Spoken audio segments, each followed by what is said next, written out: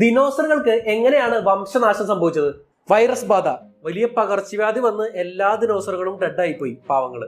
മറ്റൊരു കാരണം പറയുന്നത് കാർണിവോറസ് ഡൈനോസറുകൾ. അവയുടെ എണ്ണം അധികമായപ്പോൾ സസ്യഭുക്കളായിട്ടുള്ള ദിനോസറുകൾ കൂടുതൽ വേട്ടയാടപ്പെടുകയും പിന്നീട് കാർണിവോറസ് ഡൈനോസറുകൾക്ക് ഭക്ഷണം കിട്ടാതെ വരികയും പിന്നീട് അവ നശിച്ചു പോവുകയും ചെയ്തു, പാവങ്ങൾ.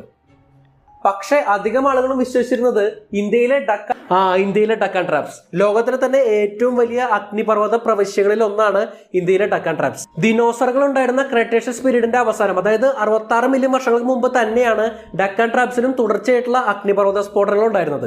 ഇത് കാരണം ഉണ്ടായ കാലാവസ്ഥയിലെ വലിയ മാറ്റങ്ങളെല്ലാം തന്നെ ദിനോസറുകളെ പ്രതികൂലമായിട്ട് ബാധിച്ചു. അങ്ങനെ എല്ലാ ദിനോസറുകളും ഡെഡായി, പാവങ്ങൾ. പക്ഷേ ഈ ഡക്കാൻ ട്രാപ്സ് 5 ലക്ഷം സ്ക്വയർ കിലോമീറ്റേഴ്സ് ഏരിയ ഉണ്ടെങ്കിലും അന്നത്തെ ദിനോസറുകളെ മുഴുവൻ എഫക്ട് ചെയ്യാനുള്ള അത്ര പവർ ഈ അഗ്നിപർവ്വത സ്ഫോടനങ്ങൾക്ക് ഉണ്ടായിരുന്നില്ല എന്നുള്ള കണ്ടെത്തലുകളാണ് പിന്നീട് വന്നിട്ടുള്ളത്. അതുകൊണ്ട് തന്നെ ഏറ്റവും കൂടുതൽ വൈഡ്ലി ആക്സെപ്റ്റ് ചെയ്തിട്ടുള്ള ദിനോസർ നാശത്തിനുള്ള കാരണം എന്ന് പറയുന്നത്